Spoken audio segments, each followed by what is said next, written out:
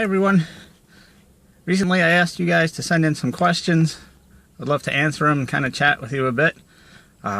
So surprisingly, I got a bunch of them. So I have enough to probably do two video episodes here. I don't want to make these too long and bore you sitting in front of your computer or phone watching these.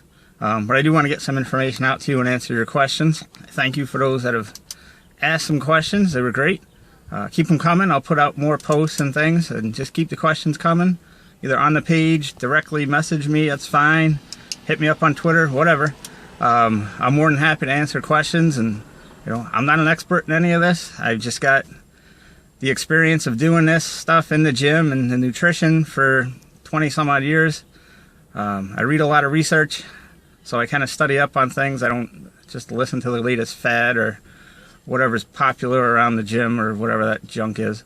So here goes. We just got done with a leg workout. I'm just sitting in my truck because I'm not quite ready to drive yet. It was pretty good today. Also, a little rant. If you go to the gym, don't go to watch TV. I get the whole cardio thing. You need something to watch and entertain you. I do the same thing. But if you go into the weight room to lift weights, don't stand on the leg press trying to change the channel so you can get to your favorite show. I could care less what's on TV. Just do some work and go home. Sit on your couch and watch TV. You're in the gym to work out, work out. Okay? You want to watch TV, go to the couch. Okay, end of rant. Alright, questions you guys asked. I got a couple on whey protein and creatine and how much and when. Whey is a great protein. It's very easily absorbed, very quickly absorbed into the body. It's kind of an anytime protein, but my two favorite times for whey protein, first thing when I wake up, I'll have that before breakfast, before any food. Just if I've been sleeping 7-8 hours, if I'm lucky. I want to wake up, my body's ready for some fuel, my muscles want some protein. Let's kickstart things right away. Take a quick shake, mix up some protein powder, and off I go. So that'll start my day. It'll kind of feed my body even before I do cardio and all that, or whatever I'm doing in the morning.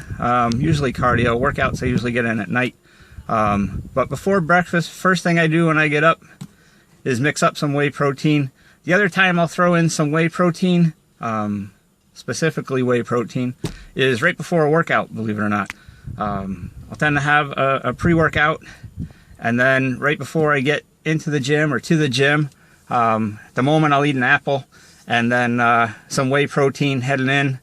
That'll take care of the energy and things I need to get through the workout, and then follow it up afterwards with some post-workout nutrition as well. So that's whey protein. Now, creatine is somewhat new to me, believe it or not. I'm not, I don't have a ton of supplements that I use. It's mostly just protein powder. But recently I've gotten into creatine the last few months, month or two. My workout partner, Pete, he's used this stuff forever, and it's, very widely used, and it's very well documented, its benefits and effects and those kind of things. But recently I've started using it, and from what I've read and other people that I trust and follow, best times for creatine on training days is pre and post workout. If it's not in your pre-workout nutrition, whether it's a specific pre-workout powder, whatever you use, throw 5 grams in there. If it's monohydrate, same thing post-workout. If it's not in your post-workout shake or whatever type of post-workout nutrition you follow, throw in 5 grams post-workout. On your non-training days or non-weightlifting days, throw it in your morning protein. First thing on my off days, technically, my non-weightlifting days. I might be doing cardio or whatever else that day, but non-gym days, heavy weight training days. When I have my morning protein shake, my morning whey, I'll throw in, a 5-gram scoop of creatine. And that's about it. So once on my off day, pre and post workout on my lifting days, and there's my creatine regimen. And that, from what I've read and what I follow, that's pretty well covers your creatine intake daily. Now I know there's plenty of research to support the creatine loading phase into it and cycling off. I skipped all that, to be honest with you. I just started with 5 grams in the morning on my off days, 5 grams pre and post workout days, and it hasn't been an issue. So that's creatine. Next question. Oh, another creatine question. Does creatine help with fat loss? Indirectly, yes. I mean, it's not designed for weight loss or fat loss, but indirectly, if it's helping you build muscle, the more muscle you build, the more calories you're going to burn at rest when you're doing nothing. So the more muscle you have, the more calories, therefore, you're burning. So indirectly, yes, creatine will help with fat loss. It's certainly not going to hurt fat loss. So indirectly, to answer your question, yes, it will help with fat loss. Is it a specific fat loss aid? No, it's not. All right. Last question, I guess, for today, for part 1 here. My least favorite topic, me.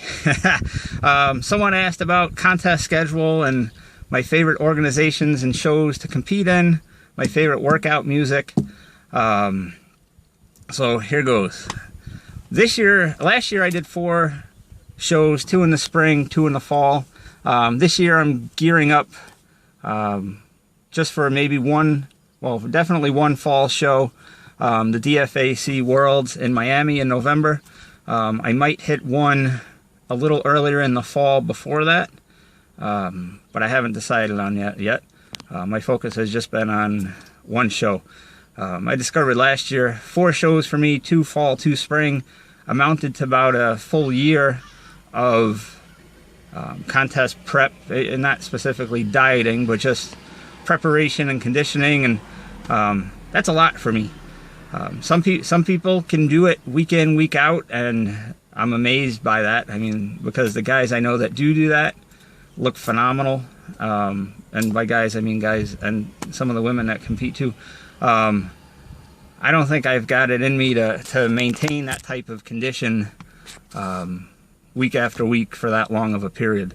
So in the past, I focused on 1 or 2 shows a year, and I saw pretty good results with that. So this year I wanted to improve and, take a little time off from that type of regimen. So while it's never an off season, it's given me a little break and a little clarity to focus on getting ready for 1, possibly 2 shows. Organizations that I'm going to compete in, I've competed in several, not a ton yet, but 2 that stand out that I loved last year and will continue to compete with, the DFAC and also the ANBF. Kent Beerley and Mark Lobleiner's organization was phenomenal. The DFAC with Rich Fitter and Vicky McGann and Mike Lepowski and those guys have been phenomenal. I can't say enough good things about them. If as a competitor or even as just a fan of going to watch a show, if you want to watch a great show and you want to compete with great organizations, definitely hit those 2 up at some point. I don't know that it matters which show during the season. I haven't heard any bad thing about any one of their shows or specific ones of their shows. I mean, I did 2 last year with the DFAC. I did 1 with the ANBF. And every time I see the results or see people posting stuff from the shows, they're extremely positive. From a competitor standpoint, from a fan standpoint, from the judges standpoint, anybody involved, they're just great people. Great organizations. I would definitely recommend those. They're amongst my favorite. Workout music and workouts. I don't have a lot of variety. Well, I guess I do. But workout-wise, we go in there. It's usually a blood and guts, Dorian Yates style mentality. One of the quotes that I usually repeat often is, you can tap a stick of dynamite all day with a pencil or hit it once with a sledgehammer. We prefer the sledgehammer. Pete and I get in there. They're short. They're, under an hour from warm up to walk out of the gym. But they're intense. It's an all out effort every rep. And it's not always the amount of weight we're doing. It's not, you know, lift at all costs. It's a matter of controlled, intense, maximum effort on every rep. And we either, you know, end the set typically when the muscles fail and we can't move the weight anymore, or the form breaks. You know, if we're using crappy form, the set's over. We don't want to risk the injury, and we don't want to do anything stupid just to lift, you know, a certain number. The number's irrelevant. So that's my lifting style for the most part. The music is usually hard and heavy. There's a lot of Metallica, some Disturbed, some other hard, heavy metal type music. Also thrown in with some of my favorite Rocky theme songs and Hulk Hogan stuff and things along those lines. But that's my own personal preference. So there you go. That's a little bit about me.